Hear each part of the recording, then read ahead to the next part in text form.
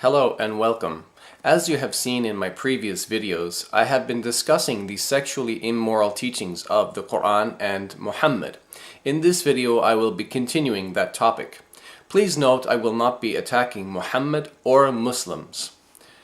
I will simply read Islamic sources and then ask Muslims some important questions. So let's begin.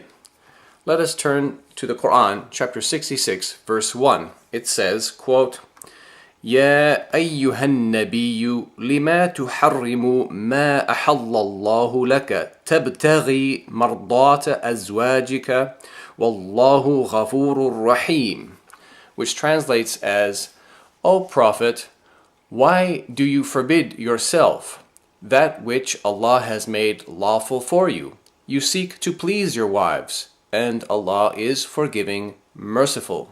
Now, in order for us to understand the historical context of this Quranic revelation, we first need to turn to the tafsir or exegesis literature for an official Islamic commentary on the Quran. When we do that, we find something very disturbing.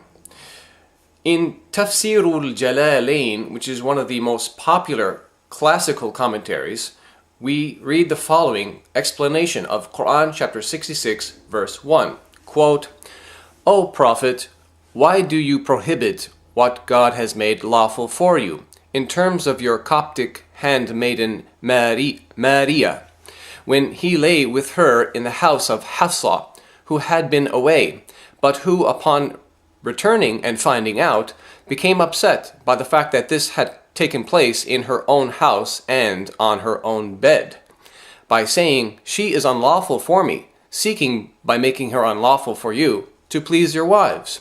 And God is forgiving, merciful, having forgiven you this prohibition. Now we are starting to understand what the Quran is actually saying in chapter 66, verse 1. Muhammad's wife Hafsa caught him in her house and on her own bed having sex with another woman. Muhammad was not married to this woman, she was only his female slave. Her name was Maria, or Mary, and she was originally a Coptic Christian from Egypt. As you would expect, when Muhammad's wife Hafsa came home and found out about the sex, she became very upset, and Muhammad found himself under pressure. So he promised to stop having sex with the female slave. And when we continue reading the tafsir for just 2 verses later in ayah number 3, we notice that Muhammad was seeking to avoid further embarrassment because he told his wife, do not reveal it. Now, if you're a Muslim or if you're considering converting to Islam, you might be questioning the validity of this embarrassing story in the tafsir. You might be saying to yourself, this can't be true because Muhammad was a holy man, a true prophet of God, while this story describes a man who disrespects his wife and is unable to control his wild sexual passions. Basically, it's a story where Muhammad's wife catches him having sex with a slave. So, how does Muhammad get out of this dilemma? Well, he conveniently claims to receive a revelation from God, Quran chapter 66, verse 1, which effectively silences his protesting wives and makes permissible for him sex with a female slave.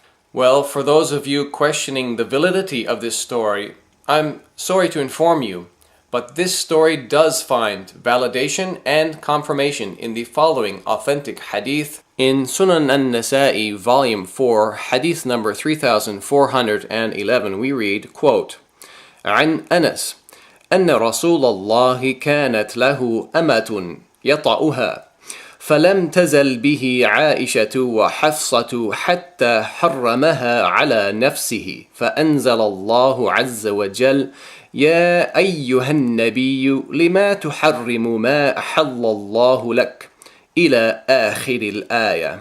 The translation is, it was narrated from Anas that the Messenger of Allah, meaning Muhammad, had a female slave with whom he had sexual intercourse, but Aisha and Hafsa would not leave him alone until he said that she was forbidden for him.